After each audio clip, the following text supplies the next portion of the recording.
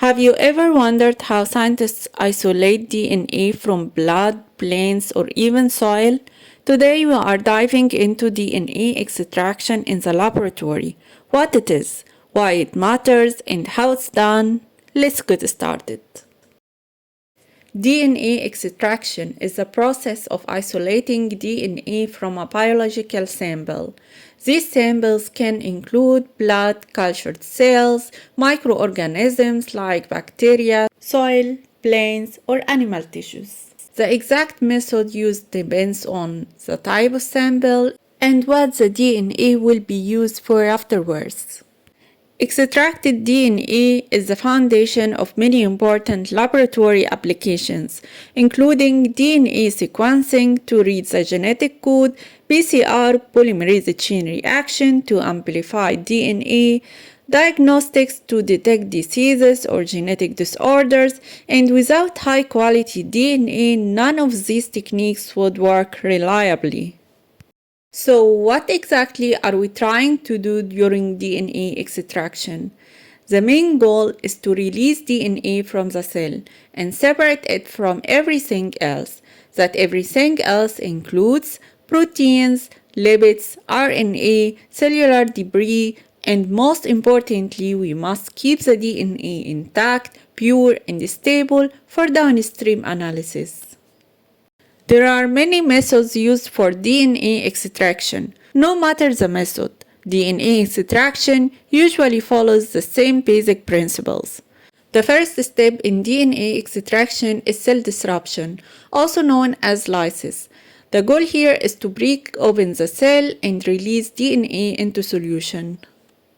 Depending on the organism, we must disrupt the plasma membrane, the nuclear membrane in eukaryotic cells, protein DNA complexes such as histones bound to DNA.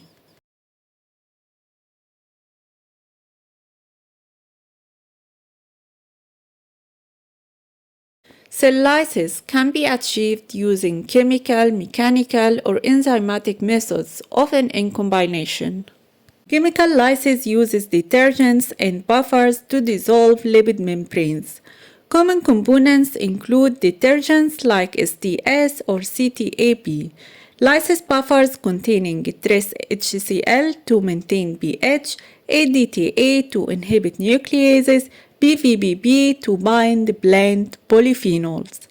These chemicals dissolve lipid bilayers, releasing DNA into solution.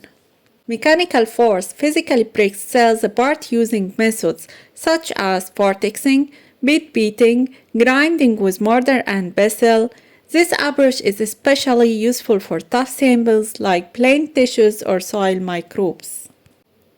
Enzymes help break down specific cellular components. Lysozyme degrades bacterial cell walls. Proteinase K digests proteins including nucleases. Together, these steps ensure that DNA is fully released into solution. Once DNA is released, it's mixed with many unwanted substances. These contaminants include proteins, lipids, polysaccharides, RNA. The next step is to separate DNA from everything else. Several techniques are used to remove contaminants. Centrifugation separates components based on size and density, allowing debris to pilot while DNA remains in solution.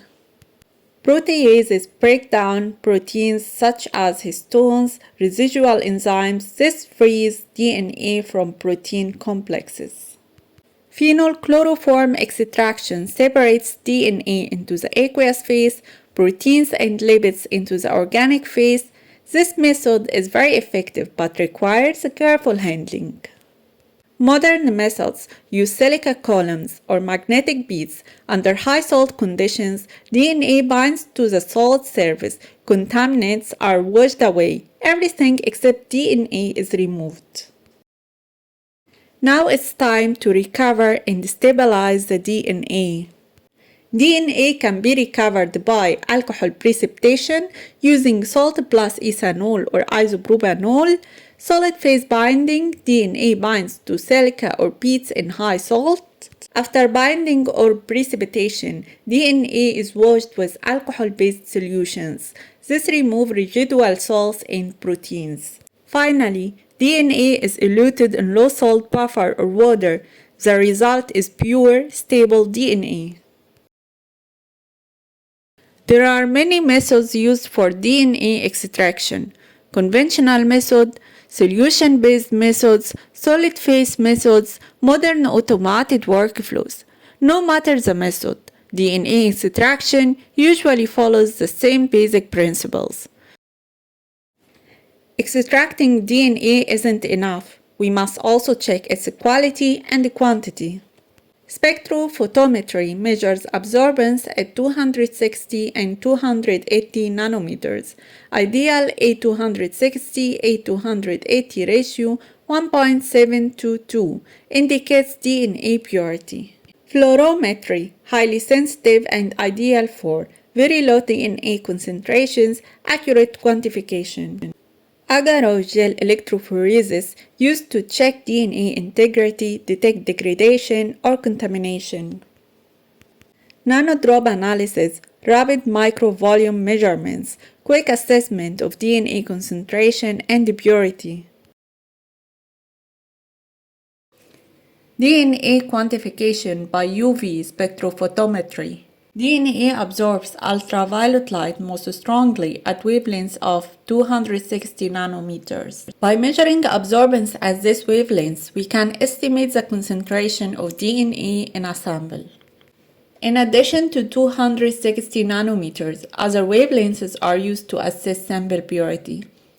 Absorbance at 280 nanometers indicates protein contamination, while absorbance at 230 nanometers reflects the presence of salts or organic compounds. DNA concentration is calculated using the absorbance at 260 nanometers. For double standard DNA, an absorbance of 1 of 260 nanometers corresponds to 50 micrograms per milliliter. The concentration is calculated using the following formula. DNA concentration microgram per milliliter equal A260 times dilution factor times 50. To determine the total DNA yield, multiply the DNA concentration by the sample volume in milliliters. Purity ratios help evaluate DNA quality. An A260 to A280 ratio between 1.8 and 2.0 indicates relatively pure DNA. An A260 to A230 ratio between 2 and 2.2 suggests low contamination from salts or organic compounds. UV absorbance provides a fast and simple way to measure DNA concentration and assess purity. Agarose gel electrophoresis. A visible DNA band on the gel indicates that DNA extraction was successful. This confirms that DNA is present in the sample and was recovered during the extraction process. A sharp and distinct band suggests high-quality intact DNA. In contrast, smeared bands may indicate degraded DNA or mechanical shearing. During electrophoresis, smaller DNA fragments migrate farther through the gel, while larger fragments remain closer to the wells. This separation is based on DNA fragment size. The intensity of the band reflects the amount of DNA present. Brighter bands indicate higher DNA concentrations, while faint bands suggest lower amounts. RNA contamination often appears as fast-moving, low molecular weight bands near the bottom of the gel. This indicates that RNA wasn't completely removed during extraction.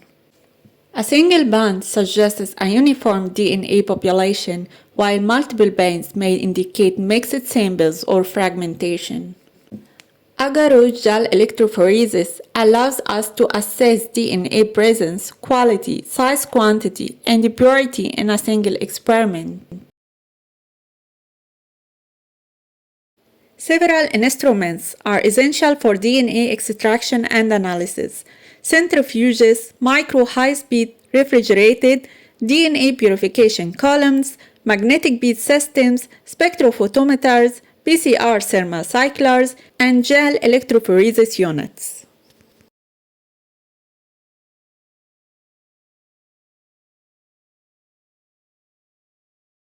DNA extraction is driven by biochemical principles from cell lysis to purification and quality control. Each step ensures that the final DNA is pure, intact, ready for downstream applications.